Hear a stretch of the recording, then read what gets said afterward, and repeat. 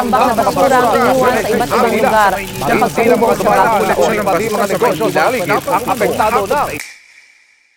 Pero hindi pa huli ang lahat para sa pagbabago.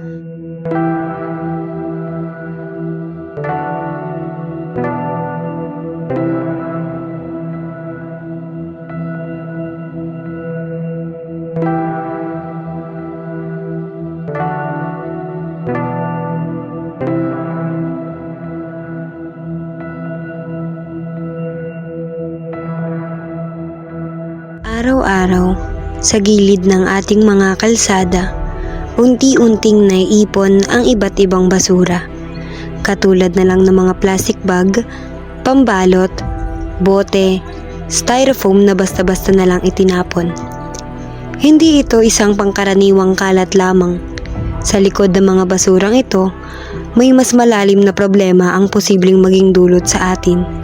Gaya na lang ng polusyon, mga sakit na pwedeng tumama sa mga residente at ang masamang dulot nito sa ating kalikasan. Hindi ito nangyari lang bigla. Bunga ito ng matagal na nating nakasanayang paggamit ng mga plastik at ang kawalan ng malasakit at disiplina ng tao. At ngayon, kita natin ang mga epekto nito sa ating kapaligiran, mga baradong kanal, pagbaha, maduming paligid, at panganib sa kalusugan ng tao at hayop. Maliit man tingnan ang isang pirasong plastik, kapag ang bawat tao ay hindi ginagawa ang tamang pagtapon ng basura, ito ay nagiging malaking suliranin. At kung patuloy natin itong babaliwalain, tayo rin ang maapektuhan. Pero bakit nga ba patuloy ang pagtatapon at kawalan ng disiplina ng iba sa kanilang mga basura?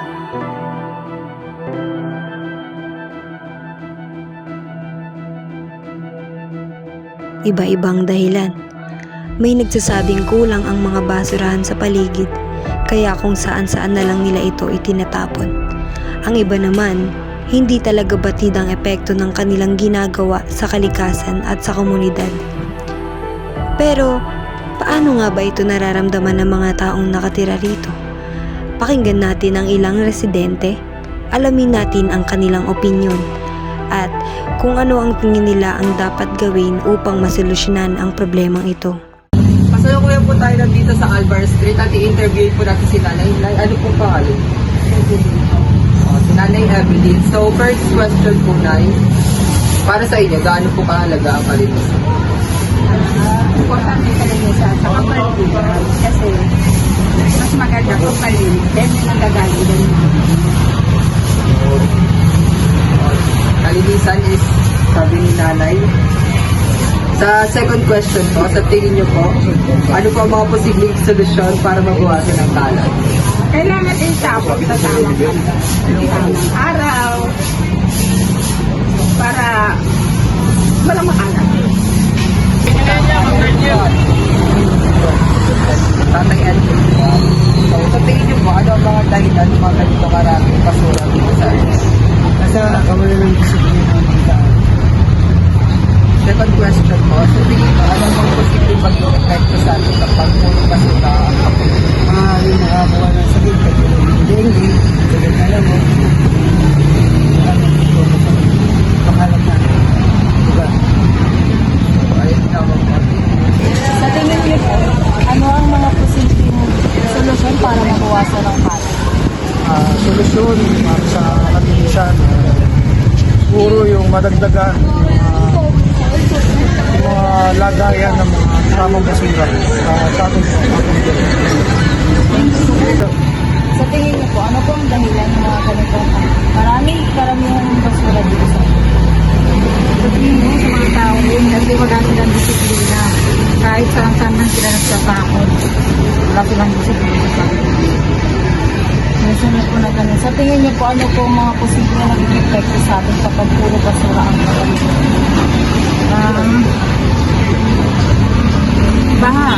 Babaha. Sanay sa gaya na. Bakit? Pangit tignan yung kapaligiran dahil puro badak. Ganun yan. Thank you po. Simulan natin sa simpleng bagay. Itaguyod ang tamang pagtatapon ng basura. Huwag basta iwanan sa kalsada o bakanteng lote. Kung pwede pang magamit o ma-recycle, ay gamitin muli kesa itapon agad. Turuan din natin ang iba, lalo na ang mga kabataan, na gawin ang tama. Ang pagbabago ay nagsisimula sa ating sarili, pero lumalago sa pamamagitan ng pagkilos. Kung bawat isa sa atin ay kikilos sa bahay, sa paaralan at sa komunidad, makakamit natin ang mas malinis at mas ligtas na kapaligiran para sa lahat.